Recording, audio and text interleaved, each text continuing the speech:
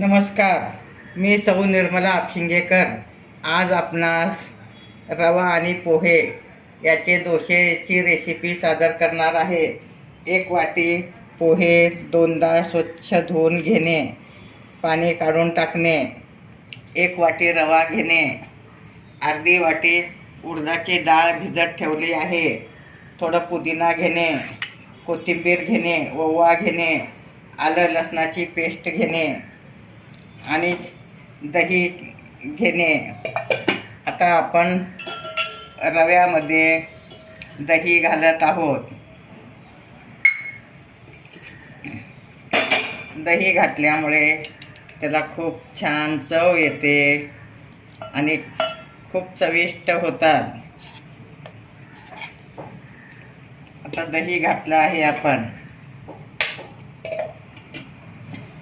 आता पोह्यातलं पाणी काढून घेणे. आता आपण रवा दह्यात छान भिजवला आहे, तुम्ही पाहू शकता. रवा आणि पोहे दोन्ही एकत्र मिक्सरला बारीक करून घेणे. पोहे पण घालणे ह्यातच.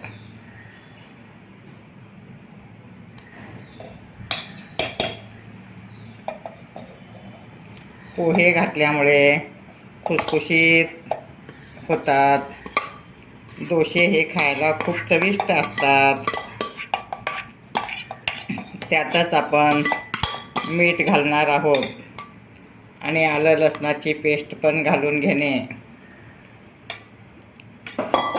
आता थोडी आलं लसणाची पेस्ट घालत आहे. आलं लसूण घातल्यामुळे त्याला खूप छान चव येते आणि खायलाही छान लागतं. ओवा पण ह्यातच घालत आहे मी. चवीपुरतं मीठ घालणे.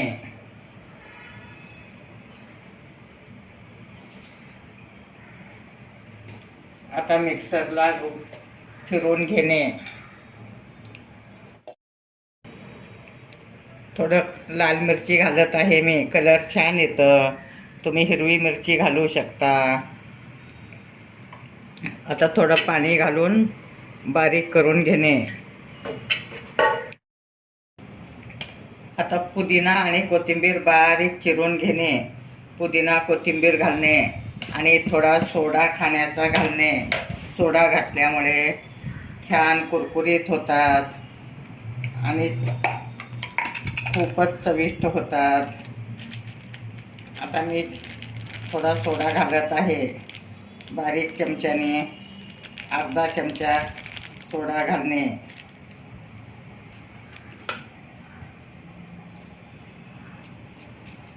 आणि व्यवस्थित कालवून घेणे. आता तुम्ही पाहू शकता, एकाच दिशेने असं कालवून घेणे. सोड्यामुळे पीठ एकदम हलकं होतं आणि कुरकुरीत होतात डोसे. आता तुम्ही पाहू शकता. आता आपलं पीठ छान मुरलं आहे. आता आपण तव्यावर घालून घेत आहोत. अगदी व्यवस्थित पसरून घेणे. पसरून घेतल्यामुळे अगदी पातळ होऊ शकतं. उडदाची डाळ असल्यामुळे हे डोसे तुटणार नाहीत, अगदी व्यवस्थित होतात. तुम्ही सुद्धा घरी करून पाहू शकता. आता वर झाकून ठेवणे.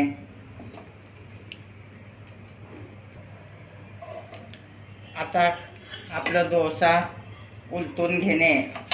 तुम्ही पाहू शकता. परत झाकून ठेवणे.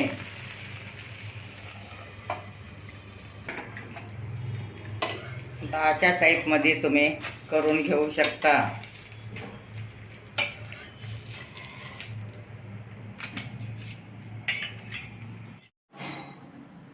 आपले आता रवा आणि पोह्याचे डोसे तयार आहेत. शेंगदाण्याची चटणी आणि दह्यासोबत खाणे. माझे व्हिडिओ लाईक, शेअर, सबस्क्राईब करा. गरमागरम डोसे खावा.